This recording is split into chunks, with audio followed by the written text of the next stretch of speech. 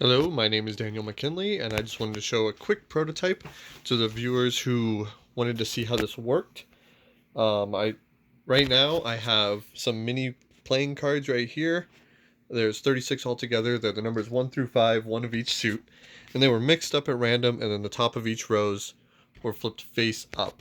Now the numbers on them are the value that you're trying to do this, or trying to destroy them with. Also components, I just have some generic tokens. Those will be damage counters, it doesn't matter what color.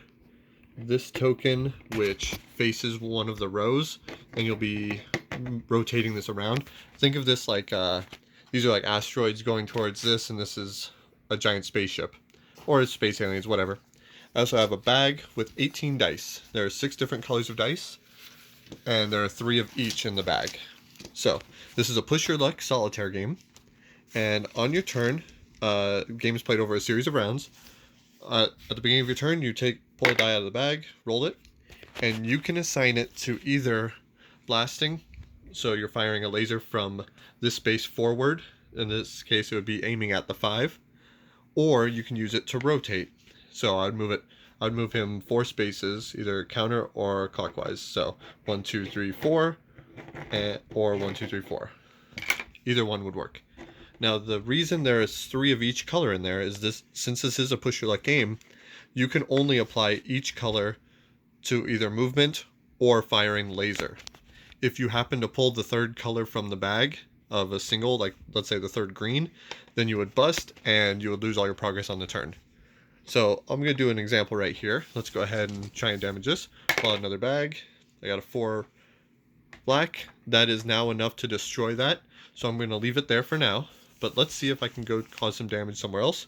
Pull out another one. Have a purple. I'm going to rotate him 1, 2, 3, 4. So he's now aiming at the 6. So now I can't use any black or green dice to fire anymore. And I can't use any purple to move. So let's see here. Wow, I'm rolling all 4s. Okay.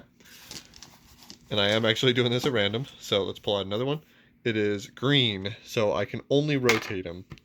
So I can move him 1 space. Let's move him down towards this 6. Let's try again. There's a 3. Okay, I'm applying this 5. Now, if I were to stop here, then this would get a damage token. However, these 2 ships would not, because the dice have not exceeded that value. So, let's go ahead and push our luck a little bit more. Okay, I got another purple. So I haven't used this for an attack yet. There we go. Much better. So I am going to stop there. So I add a damage counter to this tile and this one. Now, at the end of every round, you take one of the dice, and this is going to be how many of the rows move forward. So I'm going to roll it, and the number that's listed here, starting with the row that your spaceship is facing on, you take this, put it face up, and put it at the back of the row. So now I have a 3.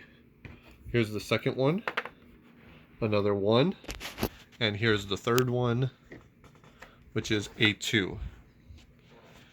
And then that would be the end of the turn. Had I gone up to 6, I would have done all of them. Of course, 1 would have only been the 1 single. So now, if I'm trying to attack this row, I have to roll at least a 7 to get the first damage down. But if I happen to get the 2 more remaining, I can do that. So for example, if I had this would be enough to attack both of them. Same with here, if you have extras, as long as I roll a 2, I should be fine. The 9, you have to get at least a minimum 9 before you can attack anything behind it. This continues as you're adding more tiles to this. If this tile ever gets to the bottom, which it more than likely will, if it were to move forward, then you would simply just remove from the game, as well as the damage token. But if you move forward one that does not have a damage token, you'd move it to the back of the line, and you would receive 1 damage.